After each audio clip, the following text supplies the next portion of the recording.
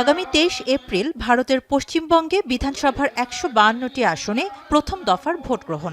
Vote উৎসব শুরু হচ্ছে রাজ্যের উত্তরবঙ্গ থেকে। দ্বিতীয় ও শেষ দফায় ১৪২টি আসনে ভোট হবে ২৯ এপ্রিল। এরই মধ্যে প্রার্থীরা ভোটারদের মন জয়ে নেমে পড়েছেন মাঠে, দিচ্ছেন নানান প্রতিশ্রুতি।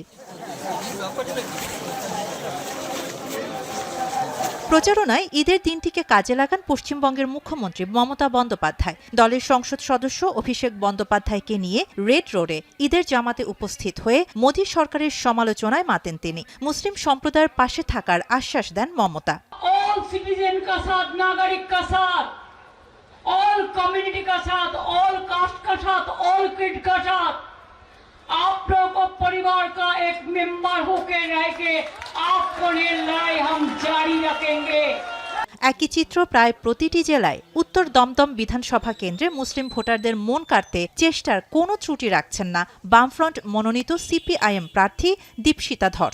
অভিযোগ করেন, যারা এখানে অনেকদিন ধরে বসবাস করছেন তাদেরকে চক্রান্ত করে ভোটের তালিকা থেকে বাদ দেওয়া হয়েছে। আমরা এমন মানুষকে চিনি যার মা বাবা এই দেশের নাগরিক, কিন্তু ছেলেমেয়েরা নাকি দেশের নাগরিক নয়। ফলে ইচ্ছা করে সংখ্যালঘু অংশের মানুষ, মতুয়া অংশের মানুষ, গরিব আদিবাসী অংশের মানুষ, তাদের নাম কেটে দেওয়ার চেষ্টা করেছে দেশের সরকার। তাদের বিরুদ্ধে আমাদের লড়াই। আমরা স্পষ্ট বলেছি, আগে ভোটার পরে ভোট। মানুষ আগে ভোটার হবেন, তারপর ভোট হবে।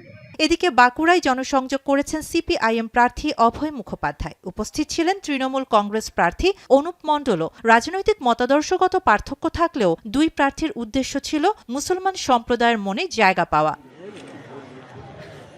এছাড়া পশ্চিম বর্ধমান জেলার আসানসোল, হুগলি জেলার রিষড়া, কামারহাটি বিধানসভা কেন্দ্রে একই সঙ্গে প্রচারণা চালান তৃণমূল ও বামপন্থীরা। তবে এমন জনসংযোগে দেখা যায়নি বিজেপি প্রার্থীদের।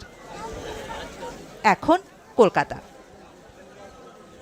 ৭২ ঘন্টা ময়েশ্চার লোক সমৃদ্ধ লিলি বডি ওয়াশ। শিয়া বাটারের গুডনেস স্কিন রিপেয়ার করে রাখে সফট ও গ্লোয়িং।